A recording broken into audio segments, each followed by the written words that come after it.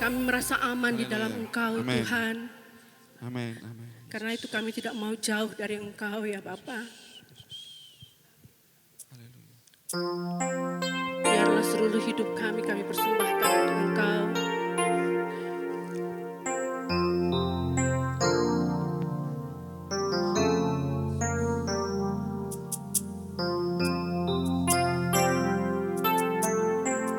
Mari jemaat, biarlah dengan nyanyian ini kita menyembah Allah kita, karena kita tahu bahwa kita aman dengan Dia.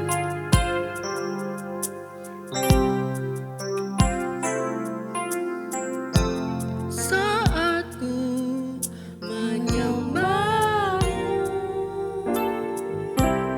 Roh-Mu bekerja. Yes, amen. Saat ku memuji-Mu, Kau berkata di atas pujian. Sekali lagi katakan buat Dia. Saat ku menyembah-Mu, Roh-Mu bekerja.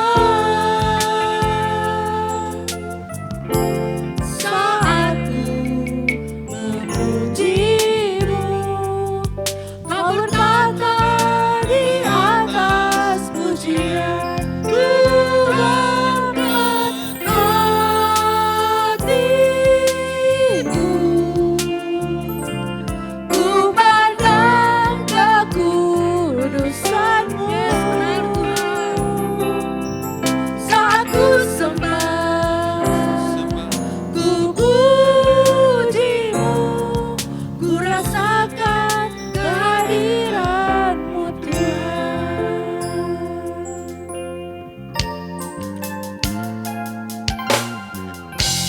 Saat ku menyembah-Mu,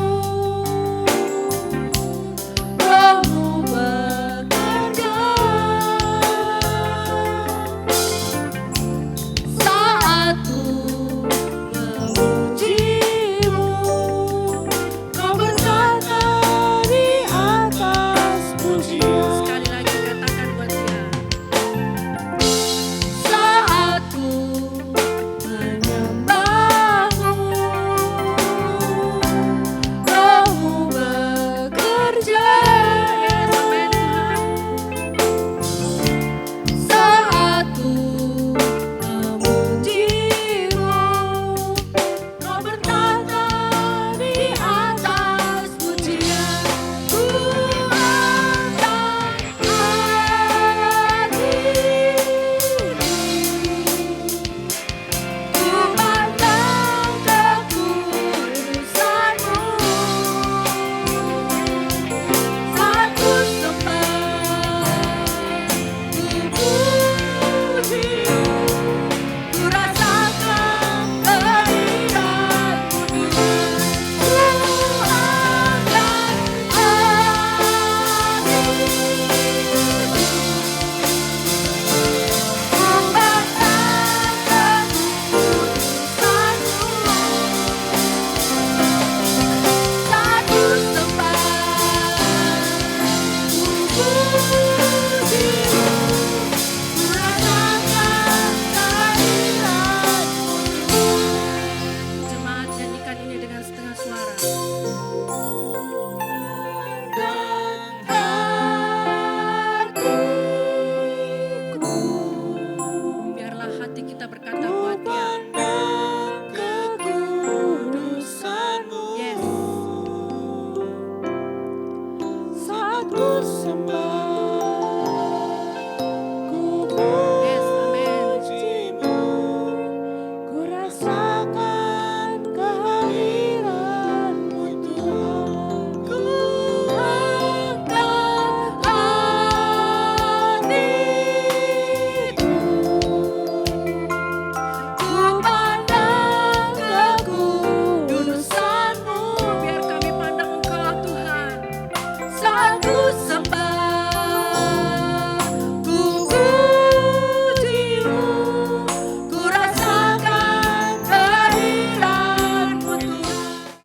Salam sejahtera, kekasih Kristus dimanapun saudara berada.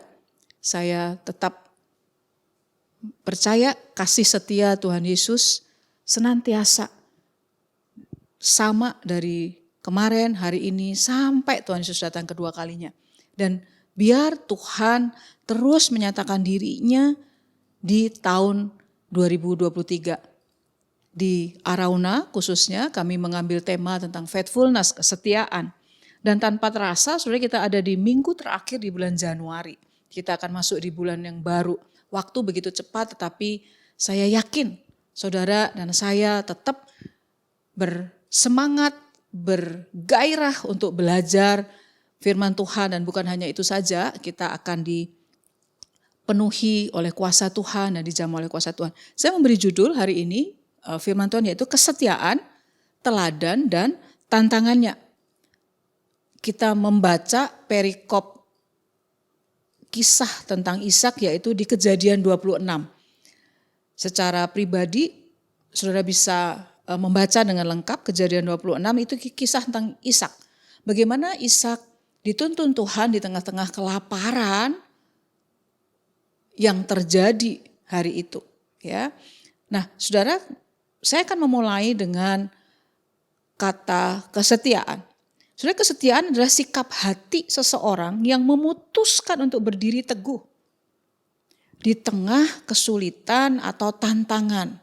Kesetiaan itu juga bermakna memegang janji dan tanggung jawab yang dipikul sampai selesai. Jadi kesetiaan itu adalah keputusan atau sikap hati seseorang untuk tetap berdiri teguh sampai selesai. Sampai sebuah tugas, sebuah perjalanan, sebuah tanggung jawab selesai pada akhirnya. Nah, kesetiaan juga bermakna apa, saudara? Jadi kesetiaan itu adalah saya pakai istilahnya seperti ini, saudara. Kesetiaan adalah sesuatu yang datang dari tempat yang namanya percaya, trust, bukan hanya belief, dan loyal. Loyal itu bicara sesuatu yang teguh, tidak berubah-ubah. Kesetiaan selalu muncul dari yang namanya percaya dan loyal.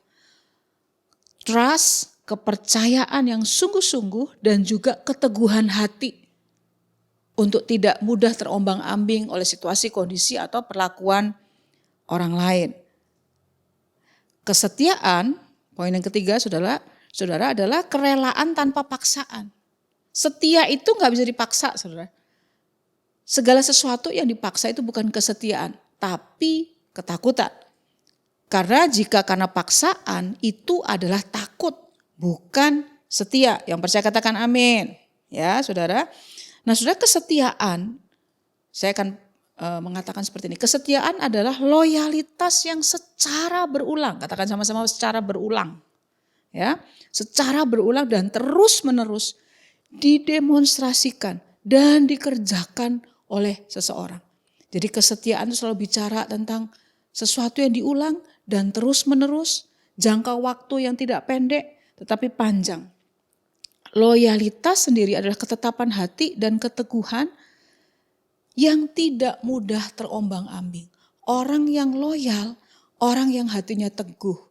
Orang yang loyal, orang yang ada di satu tempat, apapun resikonya, apapun keadaannya, dia ada di situ. Tentunya untuk hal-hal yang baik dan positif, ya. Itulah loyalitas. Sedangkan kesetiaan adalah loyalitas yang secara berulang dan terus-menerus. Di dalam kehidupan saudara bersama dengan Tuhan, pertumbuhan iman kita itu harus atau merupakan hasil dari dasar, pondasi dari kesetiaan atau pertumbuhan iman kita itu adalah mengerti dan percaya akan Tuhan yang lebih dulu setia. Ya, jadi kesetiaan dalam kehidupan rohani atau pertumbuhan iman adalah dasarnya, fondasinya adalah karena kita tahu, kita mengalami, kita melihat, kita mendengar, kita ada di dalam pengalaman hidup bersama Tuhan yang setia. Tuhan yang tidak berubah-ubah. Tuhan yang loyal dengan umatnya, dengan kesayangannya. Jadi saudara, dasar atau pondasi mengapa kita bisa memiliki kesetiaan adalah mengerti dan percaya akan Tuhan yang lebih dulu setia. Nah, saat saya dan saudara memahami kesetiaan Tuhan, maka kita akan bertumbuh dalam keyakinan, kerinduan hasilnya kalau kesetiaan dikerjakan, kita punya kerinduan, kita punya keyakinan dan bertemu itu apa saudara? Menceritakan tentang kasih setia Tuhan kepada orang lain. Jadi saya mau katakan, saudara bisa catat, mengalami Tuhan adalah landasan dari kesetiaan kita di semua area kehidupan. Karena saudara mengalami kesetiaan Tuhan, maka kita bisa setia di dalam seluruh area kehidupan kita. Kita setia bukan karena kita mampu secara pribadi, tetapi kita setia karena ada kesetiaan Tuhan yang terlebih dahulu kepada saya dan saudara. Amin, saudara. Tuhan selalu setia. Tuhan Yesus Kristus selalu setia bagi saya dan saudara. Nah, saudara, karakteristik kesetiaan itu apa? Ya, atau apa saja yang jadi bagian dari kesetiaan? Ya, kesetiaan itu apa aja? Ingredient atau resepnya. Kalau kita masak, saudara, ada macam-macam bahan, bumbu, herb yang disatukan semua dan membentuk atau menghasilkan sebuah masakan yang lezat dan juga dinikmati oleh banyak orang. Nah, kesetiaan itu apa? Ingredientsnya, karakteristiknya, atau hal-hal apa yang menjadi bagian dari kesetiaan? Yang pertama, saudara, yang tadi kita sudah pelajari, loyalitas. Katakan sama-sama loyalitas. Nah, saudara, dalam Kejadian 26, Ishak tetap taat pada perintah Tuhan untuk tidak go down to Egypt. Di terjemahan bahasa Inggris, pergi ke Mesir itu dipakai kata go down. Mesir itu lambang apa, saudara? Perbudakan, penderitaan, kesulitan besar. Secara praktikal, secara praktis, Mesir itu gambaran dunia di mana saya dan saudara diutus. Kompromi hidup mengikuti cara hidup dunia, pergi ke dunia itu dikatakan go down. Mengapa ada orang-orang hidupnya berubah menjadi lebih turun, lebih kurang, atau lebih mengalami hal-hal yang tidak mudah? Karena seperti yang Alkitab katakan, waktu kita cinta dunia, kompromi untuk pergi ke dunia, maka itu sedang go down. Itu yang Tuhan katakan, perintahkan kepada Ishak, dan Ishak taat. Saudara, saya dan saudara itu harus hidup di dunia ini sebagai orang asing. Itu perintah Tuhan kepada Ishak. Pergi, jangan ke Mesir. Dia diminta Tuhan untuk ada di Gerar, nanti kita akan belajar Gerar itu apa. Dan dikatakan boleh ke situ tapi harus hidup sebagai orang asing. Artinya tetap memiliki identitas sebagai anak kerajaan.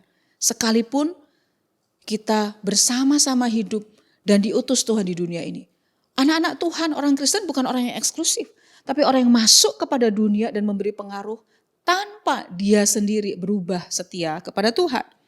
Ishak tidak goyah meski banyak tantangan dan kesulitan. Sudah bisa baca, saya sarankan untuk sudah baca, melihat lagi ibadah yang Bapak Gembala sampaikan di tanggal 8. Itu menceritakan banyak hal tentang bagaimana Ishak mengalami pergumulan dan dia menang karena kesetiaannya kepada Tuhan.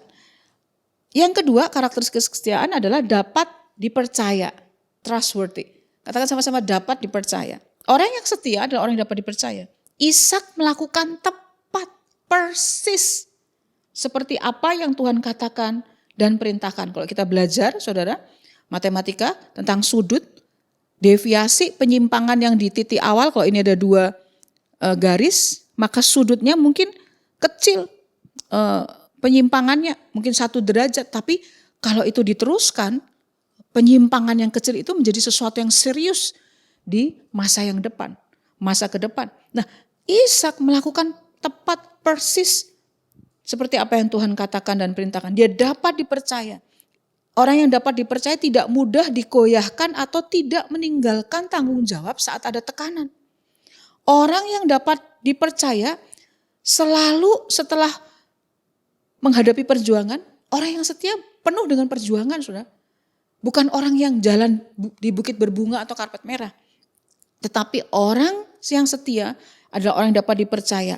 Selalu setelah perjuangan, maka mengakhirinya selalu dengan keteguhan hati baik kepada Tuhan atau tanggung jawab di area kehidupan secara umum. Anak-anak muda, apakah engkau dapat dipercaya di dalam tanggung jawabmu terhadap orang tua, terhadap sekolah, terhadap tugas-tugasmu, pekerjaan di kantor, hal-hal yang ada di kuliah atau sekolah, saudara. Orang yang setia itu dapat dipercaya. Amsal katakan, orang yang dapat dipercaya di dalam pekerjaannya, di dalam karirnya, di dalam karyanya adalah orang yang akan berdiri di hadapan raja-raja. Saya berdoa supaya saya dan saudara menjadi orang yang dapat dipercaya. Karakteristik kesetiaan yang ketiga yaitu kasih yang tak terbatas. Saudara, kesetiaan tanpa kasih itu seperti mobil yang hebat mesinnya, tapi tanpa pelumas di dalamnya. Oli, ya. Wujudnya sangat bagus, mewah, keren mesinnya, tetapi tidak berfungsi dan berjalan sampai tujuan. Kenapa? Mesin itu akan ada gesekan yang parah dan akhirnya rusak. Tanpa pelumas, tanpa oli. Mudah panas saat mesin bergesekan. Nah saudara, kasih yang tanpa batas itu merupakan resep yang ada atau bagian yang ada di dalam kesetiaan. Kasih yang membuat kesetiaan itu bisa jalan jauh. Karena dia seperti pelumas. Kesetiaan kepada pernikahan, kesetiaan loyalitas kepada kesetiaan kepada gereja jemaat lokal, dalam pekerjaan, dalam tanggung jawab yang saudara kerjakan. Kita perlu dalam kesetiaan itu punya kasih yang tak terbatas, karena itu jadi pelumas. Sekalipun ada banyak benturan, ada gesekan, hubungan selalu menghasilkan gesekan. Ishak mengalami itu juga, tapi punya kasih yang tak terbatas. Bahkan Tuhan menambahkan pegawai-pegawai dan partner yang mendukung. Karakteristik yang berikutnya dari kesetiaan adalah kesabaran. Kesetiaan itu seperti satu kendaraan. Saya suka memakai ilustrasi supaya memudahkan saya dan saudara untuk mengerti. Kesetiaan itu seperti sebuah kendaraan, ya. Maka kesetiaan selalu membutuhkan bahan bakar. Nah, bahan bakar supaya si kesetiaan kita itu bisa berjalan terus adalah apa, saudara? Kesabaran. Dan hati yang ikhlas. Saya pakai kata ikhlas. Ikhlas itu apa, saudara? Menerima sesuatu yang tidak bisa kita ubah atau sesuatu yang kita harus pikul sebagai tanggung jawab. Nah, kesetiaan selalu membutuhkan bahan bakar yaitu kesabaran dan penerimaan. Acceptance. Hal-hal yang kita harus hadapi. Saat kita tidak sabar, maka akan banyak apa, saudara? Waktu orang gak sabaran, banyak kekhawatiran, rasa tidak sanggup. Saudara masih ingat khotbah saya minggu kemarin tentang kewalahan. Kenapa orang bisa kewalahan? Kenapa Marta waktu marah? Kenapa Tuhan gak suruh Maria ikut kerja? Saya sibuk sendiri. Gak sabar. Ya. Jadi saat kita tidak sabar maka akan ada banyak kekhawatiran, ketidaksanggupan, rasa ingin menyerah dan frustasi yang terus berulang dalam perjalanan kehidupan saya dan saudara. Ishak sabar saat dia ditekan waktu menggali sumur-sumur itu. Dan akhirnya dia menemukan mata air dan bisa berhasil menyelesaikan untuk menggali sumur-sumur yang lama. Ingredients atau bahan dari kesetiaan yang berikutnya adalah komitmen. Katakan sama-sama komitmen. Komitmen. Saudara, saya pakai ilustrasi seperti ini. Komitmen itu seperti lem tapi ajaib. Lem itu untuk merekatkan bagian yang rusak, patah atau robek. Nah, komitmen itu seperti lem tapi yang ajaib. Lem ajaib. Yang mampu merekatkan apapun yang sulit. Orang yang setia adalah orang yang punya komitmen. Apapun yang telah robek, rusak sehingga menjadi utuh dan berguna kembali. Komitmen yang akan menguatkan, perhatikan ini saudara, catat baik-baik. Kenapa komitmen itu penting saudara? Karena komitmen yang akan menguatkan, meneguhkan saya dan saudara saat perasaan dan situasi kondisi sedang tidak baik-baik saja. Oh kalau hamba Tuhan pendeta mas mau baik-baik. Enggak, situasi kondisi tidak selalu baik-baik saja dan it's okay. Enggak apa-apa, itu wajar kehidupan di dalam dunia sudah jatuh dalam dosa. Tapi waktu kita punya komitmen, orang yang setia adalah orang yang punya komitmen, itu yang akan menguatkan saat perasaan dan sikon, situasi dan kondisi sedang tidak baik-baik saja. Nah saudara, dari Kejadian 26 itu saudara, ya, saudara nanti bisa baca. Pelajaran apa yang bisa saya dan saudara ambil dari kisah Ishak di Kejadian 26? Yang pertama saudara, poin yang pertama, pelajaran apa atau teladan apa yang kita bisa ambil tentang kesetiaan Ishak itu. Yang pertama, kita perlu meneladani kehidupan atau iman generasi di atas kita. Saudara dan saya ada di kehidupan saat ini itu karena ada generasi sebelum kita yang menabur kehidupan iman kita. Tetapi jangan ulang kesalahan yang sama dari generasi sebelumnya. Ada gembala, ada mentor secara rohani yang menghasilkan kehidupan saya dan saudara hari ini. Kita perlu meneladani kehidupan iman generasi di atas kita, tetapi jangan ulang kesalahan yang sama. Ya. Kisah Ishak di Kejadian 26 itu seperti, kalau saya boleh katakan, seperti sequel. Sequel itu film bersambung, seperti bersambung tapi beda term, beda waktu begitu. Seperti sequel yang berulang dan bersambung dari kisah Abraham ayahnya di Kejadian 20. Ya, Abraham juga mengalami itu, tinggal di daerah Filistin, tetapi juga Tuhan katakan harus seperti orang asing. Artinya kehidupan yang tidak kompromi, kehidupan yang tidak meninggalkan kesetiaan kepada Tuhan. Abraham juga bertemu dengan Raja Abimelekh, yang saat Abraham itu adalah ayah dari Raja Abimelekh yang di zaman Ishak. Ya, Abimelekh itu arti katanya adalah ayahku adalah seorang raja. Ya, dipakailah nama di raja anak dari Abimelekh di zaman Abraham. Raja Abimelekh yang merupakan ayah itu ketemu Abraham, anaknya Abimelekh di zaman Abraham ketemu Ishak. Abraham sama-sama berbohong tentang istrinya yang dikatakan sebagai saudara. Saudara, apa yang saya mau katakan? Kita perlu, saudara, merenungkan dan mendata. Ya, jadi bukan hanya sekedar ngeroh, ya, karena Roh Kudus itu tertib, saudara. Semakin kita dikuasai Roh Kudus, kehidupan kita akan semakin menjadi garam dan terang, semakin tertib, semakin teratur, semakin bersinar, semakin jadi jawaban dan kesaksian bagi minimal orang-orang di sekeliling kita atau keluarga kita. Nah, saudara, langkah praktisnya apa? Kita perlu merenungkan dan mendata apa yang telah dilihat dari pengalaman orang lain, orang tua, generasi di atas kita yang jadi sumber masalah yang berulang. Yang kedua, beranilah memulai kebiasaan atau budaya yang baru. Setiap generasi punya budaya, punya culture, punya habit, punya kebiasaan. Tindakan menghasilkan kebiasaan, kebiasaan itu menghasilkan karakter seseorang, dan karakter itulah yang akan menghasilkan budaya secara umum. Kita perlu memulai kebiasaan dan budaya yang baru sehingga kita meneladani kehidupan generasi dan perjalanan iman generasi di atas kita, tapi kita nggak mengulang kesalahan yang menjadi penghalang iman mereka. Yang berikutnya, setelah merenungkan, mendata apa yang dialami oleh generasi di atas kita, kemudian berani mulai kebiasaan dan budaya yang baru, kita harus mencari dan menyerahkan hidup kita kepada pembimbing, mentor yang dewasa dan bisa dipercaya. Itulah pentingnya pembimbingan, saudara.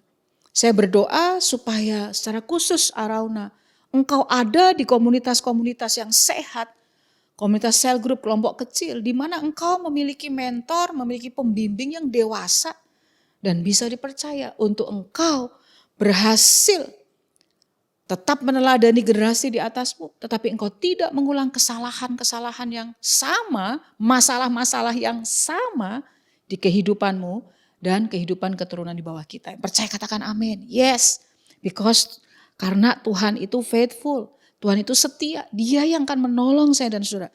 Tiba-tiba sementara saya menyampaikan ini, saya berdoa untuk saudara dimanapun kau ada. Engkau yang turun-temurun, hidup di tengah sistem atau budaya yang kacau, keluarga yang hancur, keuangan hancur, nama baik yang hancur, bangkit saat ini.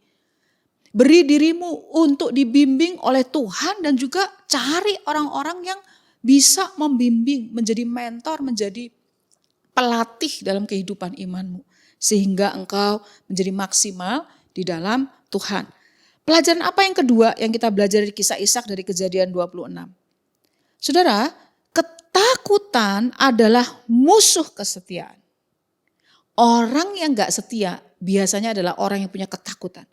Kenapa? Karena ketakutan mendatangkan ketidakpercayaan. Saya ulang, Ketakutan adalah musuh dari kesetiaan. Ketakutan mendatangkan ketidakpercayaan. Sudah di zaman itu ada sebuah kebudayaan bahwa yang berperan atau menerima atau memberi pertimbangan untuk menerima calon suami seorang gadis itu adalah saudara atau kerabat laki-laki. Biasanya kakak atau kerabat laki-laki yang dituakan. Justru bukan orang tuanya yang terlebih dahulu.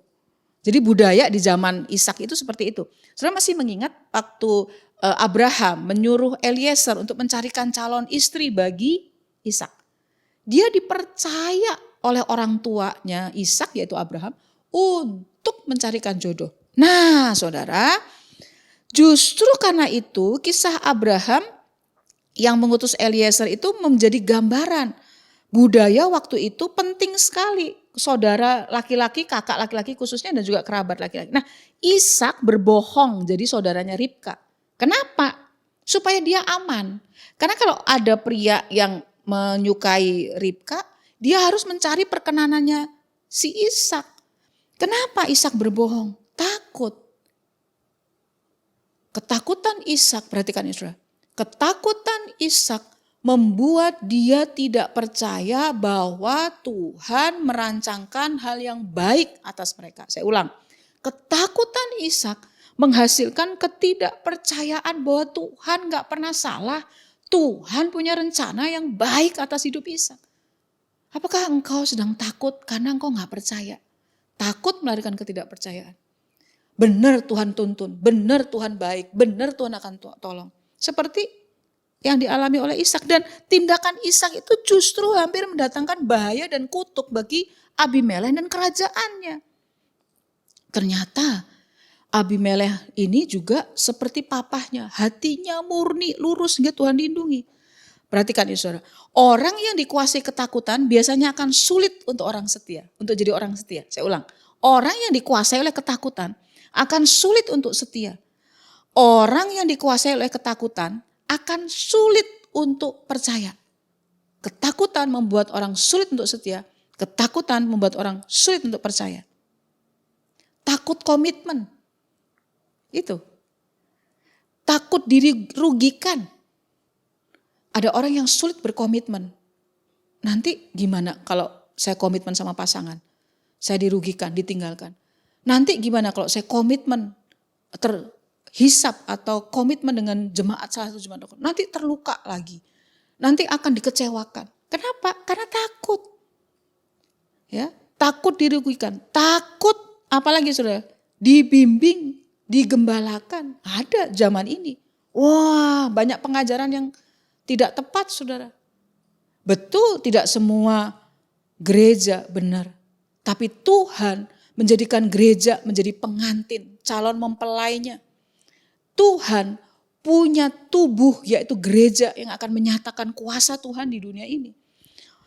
Takut untuk dikikis atau kebiasaan habituasinya yang buruk itu dibentuk. Saya berdoa supaya segala ketakutan dihancurkan saat ini. Sehingga ketidakpercayaan pun dihancurkan. Yang berikutnya, pelajaran apa yang kita ambil dari Ishak di Kejadian 26? Mendengar tuntunan Tuhan, kemudian menetapkan hati dan tekun mengerjakannya. Saudara kalau kita kursus menyetir, saudara, kursus nyetir gitu di tempat kursus ya, maka trainernya, pelatih untuk bisa nyetir itu akan memberi tuntunan. Ya, saya dengar cerita waktu suami saya les nyetir. Maka dilepas di jalanan itu akan diberi tuntunan. Udah Pak, tenang aja, fokus sama jalan dan jalurnya Bapak. Nanti orang lain biarkan saja supaya enggak terdistract, enggak terganggu. Ya, enggak usah buru-buru, ya pelan saja. Ada tuntunan. Tapi kalau si pembelajar nyetir mobil ini enggak bisa dengar tuntunan, wah gerasah-gerusu atau lihat keadaan sekeliling, bisa-bisa terjadi celaka. Dan hampir saudara, orang-orang yang ikut les nyetir secara proper, secara benar, tidak pernah terjadi sesuatu yang fatal. Kenapa? Karena ada tuntunan, karena ada bimbingan. Yang kedua, setelah dituntun oleh Tuhan, kita perlu menetapkan hati dan tekun mengerjakan apa yang Tuhan tuntun. Banyak orang sudah dituntun Tuhan tapi gak percaya, gak tekun, gak teguh hati. Pindah sana, pindah sini, berubah sana, berubah sini. Nah saudara, Gerar tempat Ishak diutus Tuhan artinya suatu tempat untuk orang menginap. Jadi arti kata Gerar itu adalah a region, a lodging place. Jadi Gerar itu merupakan sebuah kota atau daerah kuno di Filistin, Palestina sekarang. Merupakan daerah antara Mesir dan tanah perjanjian. Daerah di antara Mesir dan tanah perjanjian. Ishak memilih mendengar dan taat tuntunan perintah Tuhan. Ishak bukan hanya sekedar menginap, mengembara dan galau terus ke sana kemari pergi setelah Tuhan tuntun, tidak.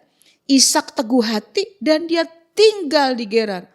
Dan apa yang terjadi kemudian? Ishak berani percaya dan Ishak mulai menabur benih di Gerar. Meskipun ada kelaparan, ada tantangan, ada kesulitan. Saat itu, maka Ishak tetap menggali sumur-sumur atau sumber air. Ishak tidak mengembara keluar masuk dari tempat yang dituntun Tuhan. Hasilnya apa saudara? Ishak menuai 100 kali ganda. 100 kali lipat itu adalah tuain yang cukup sempurna di zaman yang lapar saat itu saudara. Ishak menemukan mata air lagi, Sheba dan sebagainya. Bahkan Ishak mendapatkan orang-orang yang menjadi pendukungnya. Saudara, di dalam pengikutanmu, di dalam kita melewati tahun 2023 yang apapun kata dunia, saudara, Tuhan yang menuntun, Tuhan yang akan menyelesaikan semua yang akan dikerjakan bagi saya dan saudara. Saya ingat saudara, pada waktu mulai awal perintisan pelayanan kami, saya mendampingi suami. Ada banyak tekanan dan kesulitan, ada banyak pilihan atau tawaran-tawaran yang sepertinya kelihatannya baik. Tapi di situ saya belajar untuk menetapkan hati teguh, mengerjakan ladang yang Tuhan beri. Panggilan saya sebagai hamba Tuhan sepenuh waktu, ladang, melayani, mengerjakan gereja Tuhan dengan hati yang penuh kasih dan kesungguhan, kerja keras. Ada tawaran-tawaran yang menggiurkan karena hatinya dengar tuntunan Tuhan, menetapkan hati dan tekun, gak kesana kemari, goyah sini sana. Ada tawaran bisnis, tawaran keuangan, itu tidak menggoyahkan. Kenapa saudara? Yakobus 1 ayat 6 mengatakan seperti ini. Hendaklah kita nih, saya dan saudara, itu meminta apa saja itu dalam iman. Dan sama sekali jangan bimbang. Sebab orang yang bimbang sama dengan gelombang laut yang diombang-ambingkan kian kemari oleh angin. Waktu kita gak teguh dengan tuntunan Tuhan, mengerjakan, menggali sumur itu butuh waktu, butuh tenaga, butuh rasa sakit, capek. Mengerjakan bisnis mungkin, merintis sebuah keluarga atau pelayanan, mengerjakan satu usaha untuk engkau kuliah, sekolah atau apapun itu. Engkau perlu dengar tuntunan Tuhan dan menetapkan hati tekun mengerjakannya. Saudara, dalam pengalaman pelayanan, kenapa ada orang yang gak berhasil? Bukan karena dia bodoh atau dia sial, enggak. Gak punya keteguhan hati. Ishak tahu Tuhan tuntun. Tapi Ishak tidak berhenti di situ. Ishak terus menetapkan hati dan tekun. Bahkan dia percaya kepada Tuhan sampai akhirnya dia menabur benih di tempat itu. Benih itu macam-macam saudara dalam kehidupanmu.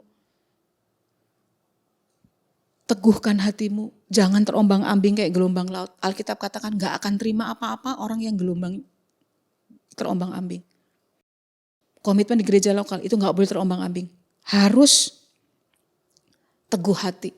Sudah di pernikahan, teguh hati. Sudah bekerja, bersekolah atau kuliah, teguh hati di situ pilihan. Jangan terombang-ambing. Ingat, orang terombang-ambing seperti gelombang. Pelajaran apa yang kita ambil dari Ishak? Yaitu Tuhan menyertai orang yang terlibat dan mau jadi alat kemuliaannya. Saya ulang, Tuhan menyertai orang yang terlibat dan mau jadi alat kemuliaannya. Kejadian 26 ayat 28 mengatakan seperti ini. Jawab mereka, kami telah melihat sendiri bahwa Tuhan menyertai engkau. Ini Abimelek yang ngomong. Sebab itu kami berkata, baiklah kita mengadakan sumpah setia antara kami dan engkau dan baiklah kami mengikat perjanjian dan engkau. Saudara, orang kafir, Abimelek dan pasukannya mengakui bahwa Tuhan menyertai Ishak. Orang yang teguh hatinya, Tuhan menyertai orang yang terlibat dan mau jadi alat kemuliaannya. Setelah engkau teguh hatimu, engkau perlu jadi alat, engkau perlu menjadi sarana, menjadi brand ambassador yang saya pakai istilah.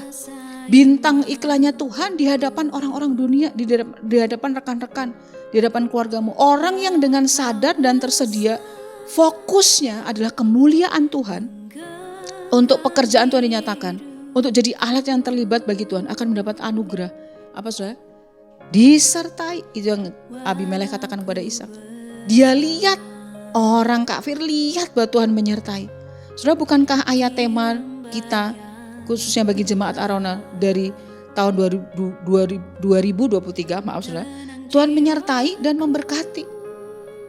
Catat, disertai Tuhan itu yang pertama dan utama. Katakan sama-sama, 2, 3. Disertai Tuhan itulah yang pertama dan utama. Berkat tanpa penyertaan Tuhan akan menjadi musibah.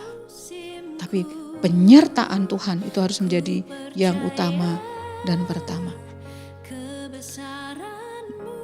Mari kita membaca beberapa ayat terakhir sebelum kita berdoa dan mengakhiri firman Tuhan saat ini. Yesaya 65 ayat 13 dikatakan seperti ini. Sebab itu beginilah firman Tuhan Allah, sesungguhnya, apa di situ dikatakan? Hamba-hambaku akan makan, tetapi kamu akan menderita kelaparan. Sesungguhnya hamba-hambaku akan minum, tapi kamu akan menderita kehausan. Sesungguhnya hamba-hambaku akan bersukacita, tapi kamu akan mendapat malu. Hamba-hamba, orang-orang yang mau dipakai Tuhan, terlibat dalam pekerjaan Tuhan. Enggak lagi kewalahan, enggak lagi aduh aku enggak bisa ini, enggak bisa itu, enggak bisa ini, enggak bisa. Tapi terlibat dalam pekerjaan, jadi hamba-hamba Tuhan. Hamba-hambanya di sini bukan hanya sekedar sepenuh waktu menjadi pendeta, tapi dipakai untuk alat kemuliaan Tuhan. Dikatakan apa? Akan makan, tidak kelaparan, tidak menderita kehausan, akan bersukacita dan tidak mendapat malu. Hamba-hambaku di ayat ini adalah yang mau terlibat sebagai alat kemuliaan Tuhan. Kamu itu siapa? Adalah orang yang gak mau jadi terlibat menjadi hamba Tuhan. Orang yang tidak mau menjadi hamba Tuhan, orang yang berdosa, orang yang keluar dari rencana Tuhan. Saya berdoa supaya Yesaya 65 ayat 13 ini menjadi peneguhan bagi saya dan saudara. Ayat yang berikutnya sebagai ayat penutup, yaitu di Mazmur 37 ayat 18 sampai 19. Mari kita baca bersama-sama 2, 3. Tuhan mengetahui hari-hari orang yang saleh dan milik pusaka mereka akan tetap selama-lamanya. Mereka tidak akan mendapat malu pada waktu kecelakaan dan mereka akan menjadi kenyang pada hari kelaparan. Dalam terjemahan NLT dikatakan, even in famine they will have more than enough. Meskipun dalam kelaparan, saya dan saudara memiliki more than enough, lebih dari cukup. Apakah engkau sedang dicurangi? Apakah engkau sedang menghadapi hal-hal yang sulit? Apakah ada hal-hal yang masih belum jelas? Izinkan Tuhan bekerja di tengah-tengah saya dan saudara saat ini. Miliki kesetiaan, miliki sikap seperti Ishak. Dan saya percaya dikatakan bahwa orang-orang yang menjadi hambaku, orang-orang yang saleh, mereka akan menjadi kenyang pada hari-hari kelaparan. Tuhan memberkati. Mari kita berdoa, saudara. Ambil waktu sejenak. Dengarkan, resapi pujian ini. Bahwa Tuhan adalah Tuhan yang besar, yang bertanggung jawab di setiap musim kehidupan saya dan saudara. Dia Allah yang setia. Saudara, kami mendengar banyak kesaksian dari jemaat yang dicurangi, tapi kemudian Tuhan buka jalan, dikembalikan rekan kerjanya. Ada jemaat yang bisnis, saudara, pasrah untuk gak ada keuntungan. Udah deh resesi di tahun kemarin. Justru meneguhkan tema di tahun 2023. Tuhan membuka jalan, justru ada surplus. Kami mendengar kesaksian dari jemaat yang Tuhan buka jalan waktu yang lalu, punya bonus sehingga bisa disimpan atau dibayarkan untuk biaya sekolah anaknya selama setahun. Saya berdoa supaya itu terus terjadi. Tuhan mengerjakan itu. Jadi hamba Tuhan, hamba-hambaku, kata firman Tuhan. Jadi orang yang punya hati yang teguh. Mari kita berdoa. Bapa, hambamu sudah selesai berbicara, tetapi Engkau yang akan bekerja di tengah-tengah kami adalah Allah yang setia. Kami bisa setia Karena kami terlebih dahulu mengalami kesetiaan Tuhan, kami mengangkat tangan kami memberkati bangsa dan negara kami Tuhan. Supaya turun berkat atas bangsa yang kami kasihi ini. Roh takut akan Tuhan mengalir bagi bangsa ini. Berkati bangsa dan kota di mana Tuhan utus kami. Karena kami percaya Tuhan, Engkau Allah yang setia. Kami berdoa untuk gereja di mana kami digembalakan. Kami berdoa juga untuk GBI Arauna Makassar. Mulai dari gembala sampai seluruh pelayan Tuhan. Engkau menyertai, Engkau memberkati. Tuhan, penyertaan-Mu nyata kepada setiap pribadi lepas pribadi. Kiranya Tuhan mencurahkan kekuatan, kemampuan untuk kami tidak bimbang seperti gelombang. Tapi kami tetap hati, sembuhkan yang sakit. Saudara kami sedang bergumul untuk sakit penyakit, Tuhan kesetiaan-Mu memampukan mereka. Di semua keadaan Tuhan punya maksud baik, Tuhan tidak merancangkan kecelakaan. Kuasa-Mu mengalir, memulihkan, menyembuhkan, meneguhkan Tuhan. Di dalam nama Tuhan Yesus Kristus. Kami berdoa. Mari angkat kedua belah tangan saudara dan terima berkat. Tuhan memberkati engkau dan melindungi engkau. Tuhan menyinari engkau dengan wajahnya dan memberi engkau kasih karunia. Tuhan menghadapkan wajahnya kepadamu dan memberi engkau damai sejahtera. Di dalam nama Tuhan Yesus Kristus. Semua yang percaya katakan amin. Tuhan memberkati.